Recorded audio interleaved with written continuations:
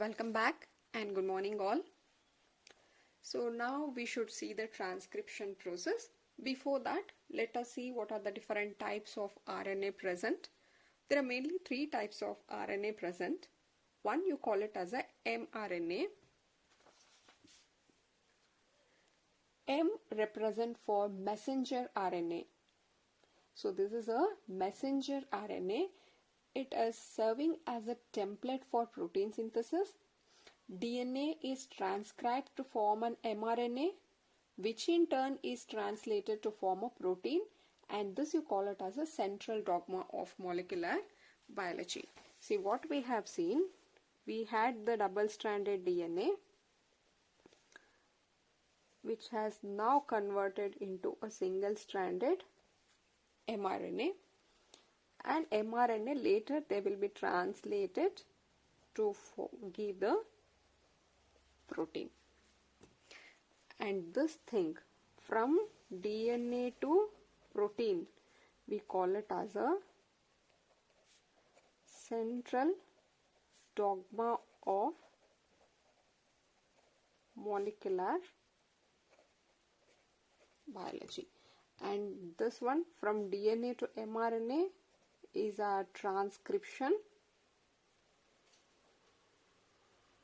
From mRNA to protein is our translation. Clear? Here there was some message carried in this DNA, a coded message carried in the DNA, which are finally translated to a protein. But this didn't happen directly. Directly we have not got a protein from the DNA. In between we have one more agent called mRNA, which is actually bringing the message which was present in the DNA, and then they were coded to get a protein. So messenger, here mRNA is a messenger which is getting a message from the DNA, passing it to this. So mRNA.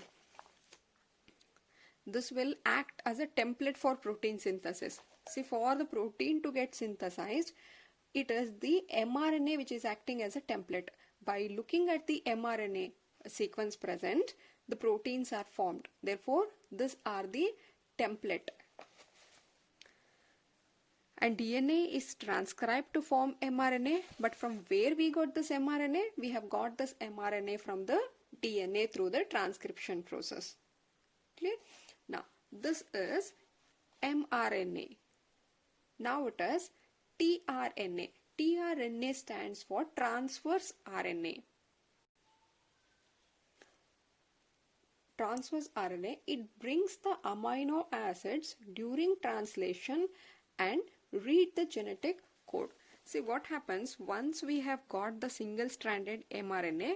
This mRNA will also have some sequence present on this, and this will be complementary to this DNA. Now it is the tRNA which are present in the cell. One side they will bind to this mRNA, on the other side they bring the amino acids. So this is the work of the tRNA. They are going to transfer the amino acids. And why we need this amino acid? If you want a protein to be formed, proteins are nothing but we have got proteins from the binding of amino acids. So now the tRNA will bring this amino acid. This is the first tRNA. There is one more tRNA which will have the amino acid. Now these amino acids will link together to form a protein. We'll understand this in the translation process. But for now, understand that tRNA, T represent for transfer, and what it is transferring or what it is bringing is the amino acids for the translation process. And it does not bring the amino acids blindly. They just read the genetic code which is present on the mRNA. I told you we'll have a sequence like this. Here 3. It is called triplet code. So it will read this code. Depending on that, it brings the amino acids. And finally, the third type you call it as a rRNA. R represent the ribosomal RNA, these are the workbench for translation. They play a structure and catalytical role during translation. See here, once there is an mRNA, it is the first one, it is the ribosome which will come and bind. So now it is providing a bench for the translation to happen. And within the ribosome rRNA, that is, you have different site. You have the site. It is to these site that tRNA comes and place. If this is one site and there is another site here, and our tRNA comes and bind to this site first, then the second tRNA will bind to the second site like this. So this is actually the rRNA which is providing a bench for working for translation. So these are the three types of RNA: mRNA, messenger RNA, tRNA, rRNA. Yes, now let's move to the transcription process. So we already know what we mean by transcription. It is a formation of mRNA from the DNA. You call it as transcription. And transcription has three steps. 1. Initiation. 2. Elongation. 3. Termination. So this is our step number 1. So step number 1 is called initiation. That is the beginning of the transcription. See, first of all, I told you. So let us think this is a DNA.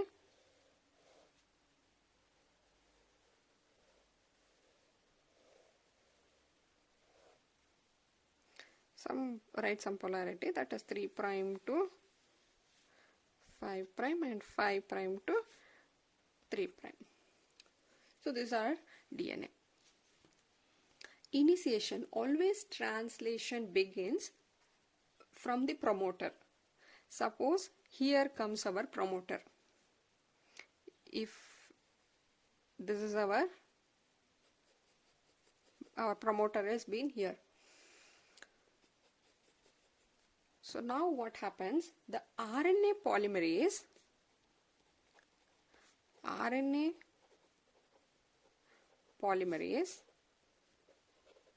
binds with the promoter.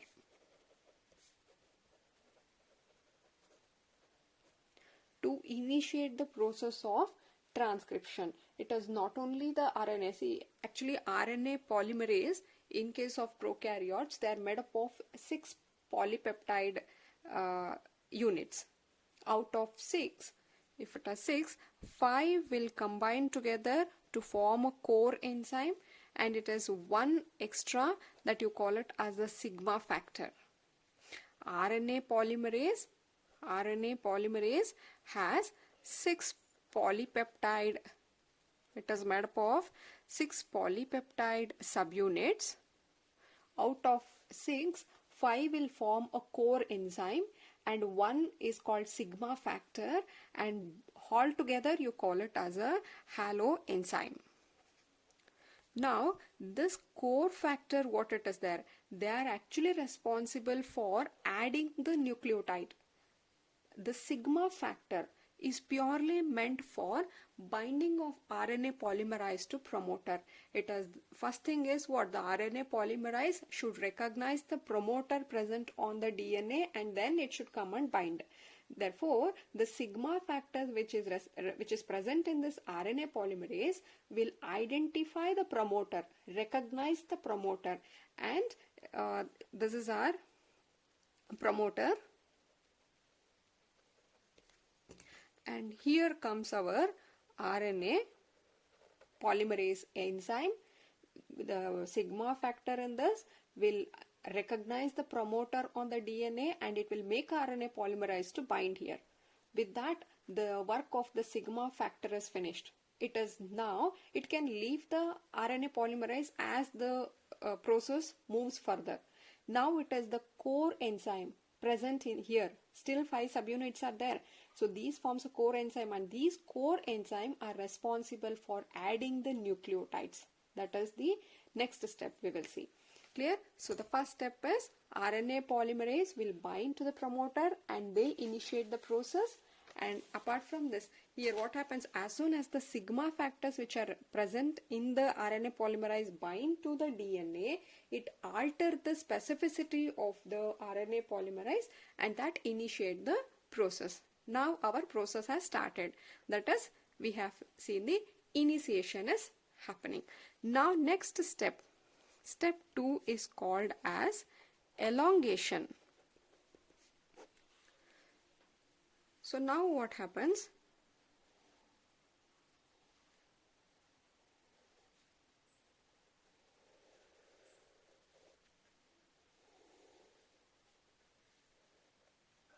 The same.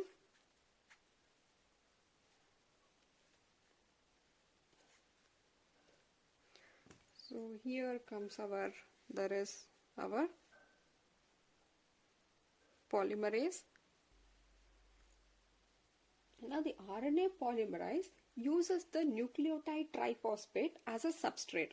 See, there is some sequence we are, here is some sequence will, let us just imagine this might be the A, T, C, G, A, T, C, C, G, or it is T, A.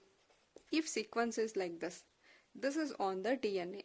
Now what this RNA polymerase will do is, it will just bring the complementary to this. We know the base pair rule already, that A should always bind with the T and G always it should bind with the G. C should bind with the G. Only in case of RNA, T is replaced by U. So now RNA polymerase will bring the complementary base pair to this. So since it is A, what should be the complement? It is T, but this is RNA, not the DNA. These two strands which we have written is a DNA, but what now we are synthesizing, a newly synthesizing, that is the RNA. Therefore, in place of T, what you find is, it will bring the uracil here. And if it is T, it is A. If C, G, C, for A again it is U. Like this, it moves and keep on adding the nucleotide. That is elongation. Even the DNA polymerase, what we have seen in the replication, that also added the complementary nucleotide. But there is one difference, that DNA polymerase in the replication, they cannot initiate the process. They need the primer. That is the reason why the primer were there, and to 3' OH of the primer the nucleotide were added. But here RNA polymerase can initiate the process. They don't need the primer. They just add the complementary nucleotide. And now here you can see this is our template. Why only this? Why not this strand copied? We have already seen the reason. And you can observe here, this is a 3' end. And this is a strand which is running from 3' to 5', and that will act as our template. And another strand is called as a coding strand. We have already seen the reason for all this. So now you can see this is a polymerase. Now polymerase is 5' to 3'. It just keep on adding the nucleotide and it will move like this. So that is the elongation. And finally it is the step 3, the last step. You call it as termination. See how long this will elongate. It is just adding the nucleotide like this. For T it is A, G, G, C. For T again it is A. For A it is U, U. It is just adding like this. And the terminator occurs when the terminator factor alter the specificity of, as soon as they get the terminator codons here. I told you there will be a promoter. Similarly, on a DNA somewhere there will be a terminator present. The polymerization process what we are talking of, it will just continue till it get this terminator point. So as soon as it reaches the terminator point, the specificity of this RNA polymerases change, and thereby it will terminate, it will end the transcription process. As the RNA polymerase proceed to perform elongation, a short stretch of RNA remain bound to the enzyme. See here, this is how we are getting a new one. Now our RNA polymerase had come here, and we have got, this is our newly synthesized mRNA. And once it get this terminator codons, the specificity of RNA polymerase change, and it will leave this place and come out. So now you can see RNA polymerase will come out, and whatever the newly synthesized one, the strand, it will come off. And now this newly synthesized, you call it as mRNA, and this is our RNA polymerase. Clear? As the enzyme reaches the termination region, this mRNA which is there, it will fall off and transcription is terminated. So you can see from the double-stranded DNA, ultimately after termination, we have got this mRNA, and our enzyme is separated here. There is some more complexity associated in the transcription. Hope transcription process is clear. Initiation, elongation, termination. Start, run, terminate. So entire this thing here has been transcribed. Whatever sequence present between this region has been copied here. Right? In case of prokaryotes, what happens? Where this transcription occurs, if this is a cell, we know that prokaryotes, they don't have a well-defined nucleus. They will have the nucleolus, but they don't have the well-defined nucleus. That is, they don't have the nuclear membrane and all, and this is a cytoplasm. The transcription occur in the cytoplasm only. Therefore, you have got the mRNA here.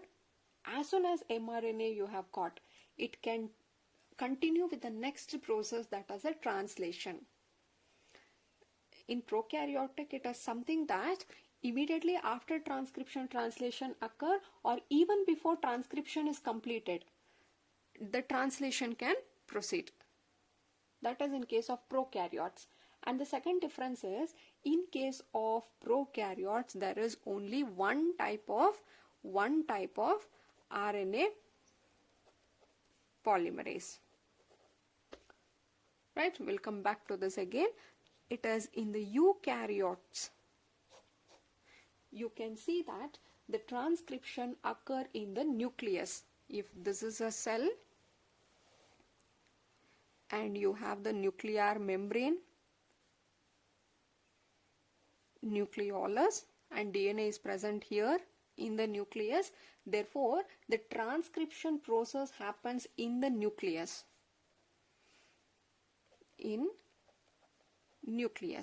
So in the nucleus only we have got this mRNA. Whatever mRNA which is produced in the nucleus, through this nuclear pore, it will come out. They come out, and now it is in the cytoplasm. And the translation, the next process what it is there, that begins in the cytoplasm. Am I clear? In case of eukaryotes, transcription occurs in in cytoplasm. Both transcription, translation occurs in cytoplasm, but in case of eukaryotes, the transcription occur in the nucleus, and once transcription is completed, the mRNA will leave the nucleus, it will come to the cytoplasm through this nuclear pore, and it is in the cytoplasm translation occur. First difference. Second difference here is, there is actually three type of, the second difference here is, there is three type of RNA polymerase. In case of eukaryotes, you call it as RNA polymerase 1, RNA polymerase 2, RNA polymerase 3. In case of prokaryotic, we had only one type of RNA polymerase. But in case of eukaryotes, we have three different types of RNA polymerase called RNA polymerase 1, RNA polymerase 2, RNA polymerase 3. And here this one is actually meant for transcribing rRNA. This is the important one, this one. RNA polymerase 2 is the one which is going to transcribe hnRNA. I'll tell you this hnRNA, that they are called precursors of mRNA. And finally, this is going to transcribe the remaining, that is tRNA, snRNA, all that. See, there is different polymerase. If we are going to transcribe mRNA, we can see here that is by the RNA polymerase 2. If it is an rRNA, we'll have the RNA polymerase 1. For tRNA, we have RNA polymerase 3. Here in the transcription, what we have seen is we have transcribed the mRNA. So the polymerase what here it is using is called polymerase 2, RNA polymerase 2. Like this, there is a very clear-cut division of labor. Clear-cut division of labor meaning each polymerase is meant to transcribe a particular RNA. This will not transcribe the mRNA, or this cannot transcribe the rRNA. It has its own work, that is to transcribe the RNA. This will do its particular work. Like this, there is a clear distribution of work.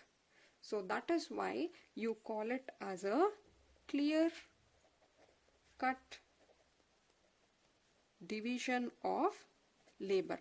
All the work here has been clearly distributed, that this is meant for this.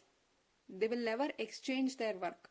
There is a clear-cut division of labor in case of eukaryotes. This is the second difference. Third difference, I told you in case of prokaryotes, there is no introns present. No non-coding sequence are present. Whatever we have got from the DNA, see if this is a DNA and from this we have got a mRNA, and there are some sequence present on this mRNA. All the sequence which are present here are needed. They will code for protein. Therefore, they are all needed. Everything is an exon. That is in case of prokaryotes. In case of eukaryotes, what happens? If this is needed sequence, these are needed. In between, you will get some more sequence which are actually not necessary. They are non-coding sequence. Again, you will have the coding sequence. So these not needed or not coding sequence here. The non-coding sequence are called as intron and the coding sequence are called as exon.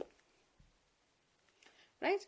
In case of eukaryotes, once immediately after DNA, whatever we get, this is not a matured mRNA. They are called as hnRNA. They are called hnRNA here because it needs to be, some more modification is necessary. From DNA, what you get is hnRNA. After some modification, you will get a matured mRNA. Here, this will have the introns. It has both exon and introns. That is, coding and non-coding sequence both are present. But in case of mRNA, it will have only the exon. That is, only coding sequence are present. So what will happen to this intron now? It is going to be removed, and that is by a process called splicing. Yes, the hnRNA contain both the intron and the exons. Removal of intron is called as a splicing. Suppose if this is our hnRNA, and how we have got this is by DNA. The DNA has now after transcription, whatever we get, it is not directly the mRNA, it is the hnRNA. In this hnRNA, let us imagine these are the non-coding sequences here. So non-coding, I told you, you call them as an introns. And coded one, which are needed, you call it as a exon. Now you can see there are introns present between the exons. So this further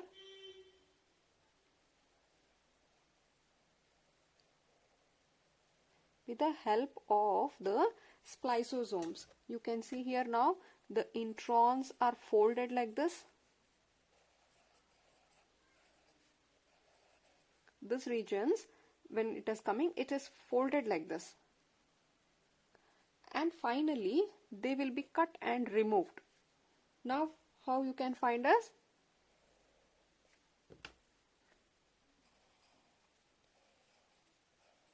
These are what? These are all introns. And you can see exons are joined. Am I clear? In the hnRNA, we had both the exons and introns. With the help of the spliceosomes, what happens? These introns are rolled like this and cut, and it is removed. We are removing only the introns have been removed, but the exons are attached. Now you can see this what you have got is having only the exon, and this method you call it as a splicing. Now there is one more additional modification which has to be done. Now for this we need to add a cap. And that process you call it as a capping. In this what happened? A methyl guanosine triphosphate. A methyl guanosine triphosphate is added to 5' end of hnRNA. After splicing, what we have got? After splicing, I told you it will have only the exons. And towards the 5' end of this is what? hnRNA. Towards the 5', there will be one 3' end. Towards the 5' end of hnRNA, we are going to add a additional nucleotide here, that is a methyl guanosine triphosphate. Guanosine triphosphate we know, additionally there is a methyl group attached to this triphosphate, that is why it is called methyl guanosine triphosphate is added, and this is going to act like a cap. Right? Now finally we are left with one more, that is adding a tail. So tailing, in this what you do, a adenylated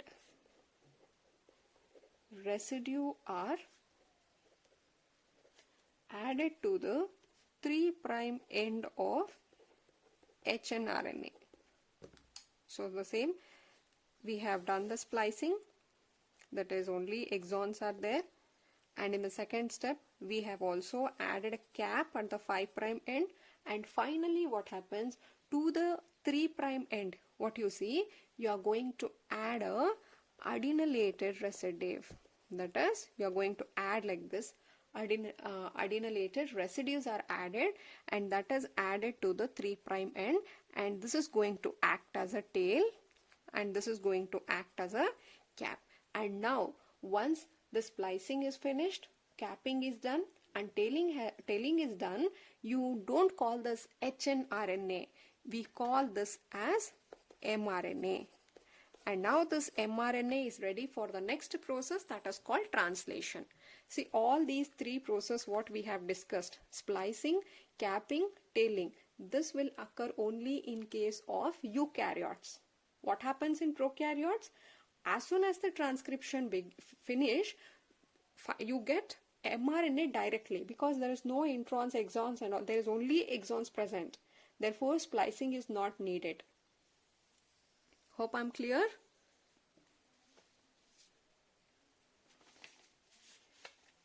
What we have discussed today is, we have seen different types of RNA, mRNA, tRNA, rRNA. Then we have seen the transcription process. The transcription process consists of 3 steps. Step 1, initiation, that is when RNA polymerase binds to the promoter. And how this identify is with the help of the sigma factor which is present in the RNA polymerase.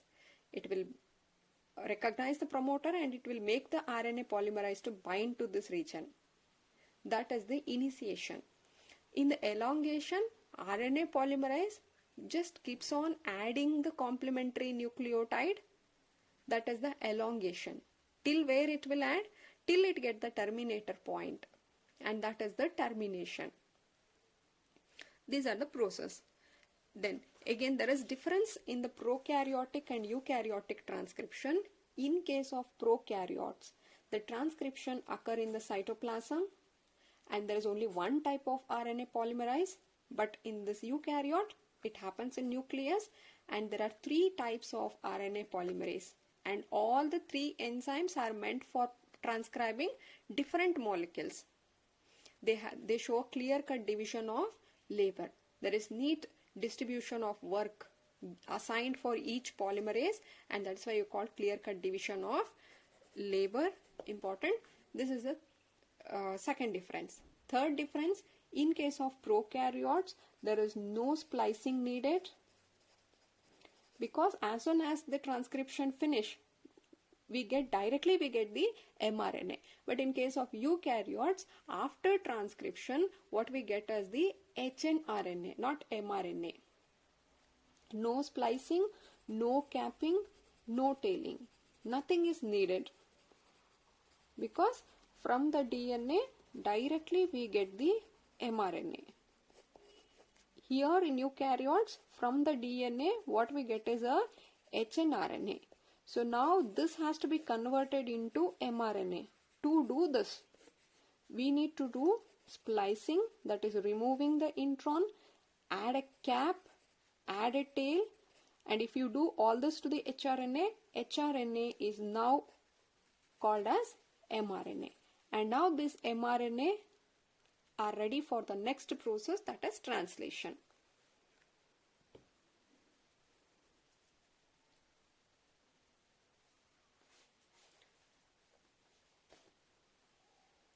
Right?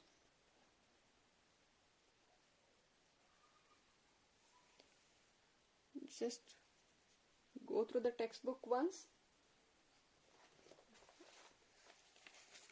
See, here also they have given diagram. This is a double-stranded DNA, and this is a point where the replication here, the transcription here happening, and this is the hnRNA what we have got, and this is an enzyme. Once this enzyme reached the terminator point, what happens? This RNA polymerase will leave the DNA, and the hnRNA, whatever it has formed, it will fall off. In this case, you can see there is both exons and intron present. By the splicing, what happens? Intron will be removed and only exons are retained. Next thing, we are going to add a cap at 5' end. We are going to add a tail, AAA, or you can say simply poly A. Poly meaning many A are added here to form a tail.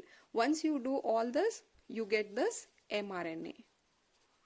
mRNA is ready for translation. HN stands for heterogeneous nuclear RNA. Here H meaning heterogeneous nuclear RNA. After splicing, capping, tailing, it will become messenger RNA.